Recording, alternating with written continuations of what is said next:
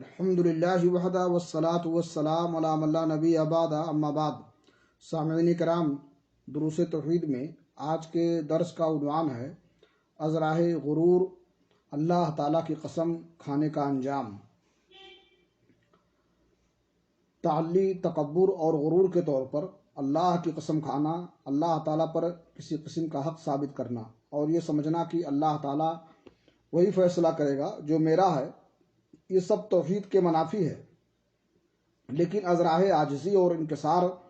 اللہ تعالیٰ پر قسم ڈالی جائے تو یہ جائز ہے، کیونکہ اسی صورت میں اللہ تعالیٰ پر حسن ظن کیا جاتا ہے۔ جیسا کہ ایک حدیث میں آیا ہے، آپ نے فرمایا اللہ تعالیٰ کے بعض محبوب و مقبول بندے ایسے بھی ہیں جو اللہ تعالیٰ پر قسم ڈالیں تو اللہ تعالیٰ ان کی قسم کو پورا فرماتا ہے۔ جندب بن عبداللہ بجلی سے روایت ہے، رسول اکرم صلی اللہ علیہ وسلم نے فرمایا قال رجل واللہ لا یغفر اللہ لفلان فقال اللہ عز وجل من ذا الذی یتعلی علی الا اغفر لفلان فانی قد غفرت له واحبطت عملک۔ ایک آدمی نے کہا اللہ تعالیٰ کی قسم، اللہ تعالیٰ فلاں شخص کی مغفرت نہیں کرے گا۔ تو اللہ تعالیٰ نے فرمایا یہ کون ہوتا ہے جو میری قسم کھا رہا ہے کہ میں فلاں کی مغفرت نہیں کروں گا، میں نے اس کی مغفرت کر دی اور تیرے یعنی قسم اٹھانے والے کے اعمال ضائع کر دیے ہیں۔ یہ فلاں شخص فاسق تھا اور قسم کھانے والا عابد و زاہد، اور عابد و زاہد نے خود کو بڑا جانا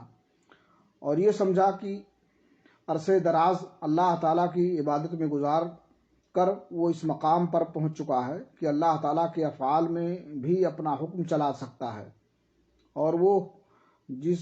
چیز کی بھی تمنا و آرزو کرے اسے مل کر ہی رہے گی، جبکہ بات یہ ہے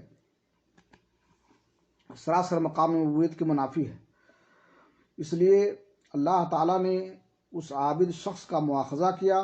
اور فرمایا کون ہے جو ازراہ تکبر و غرور میری قسم کھا رہا ہے کہ میں فلاں کو معاف نہیں کروں گا، میں نے اسے تو معاف کر دیا،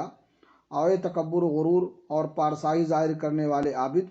تیرے اعمال اکارت و برباد کر دیے۔ اس سے پتہ چلتا ہے کہ اللہ تعالیٰ کی کما حقہ تعظیم نہ کرنے اور توحید کے خلاف اور منافی عمل کرنے کا نتیجہ کیا ہوتا ہے۔ اللہ رب العالمین سے دعا ہے کہ اللہ تعالیٰ ہمیں توفیق بخشے کہ اللہ رب العالمین کی تعظیم ویسے ہی کریں جیسا کہ حق ہے، اور اللہ کی شان میں گستاخی سے ہمیں محفوظ رکھے۔ اللہ رب العالمین ہماری اس دعا کو قبول فرمائے۔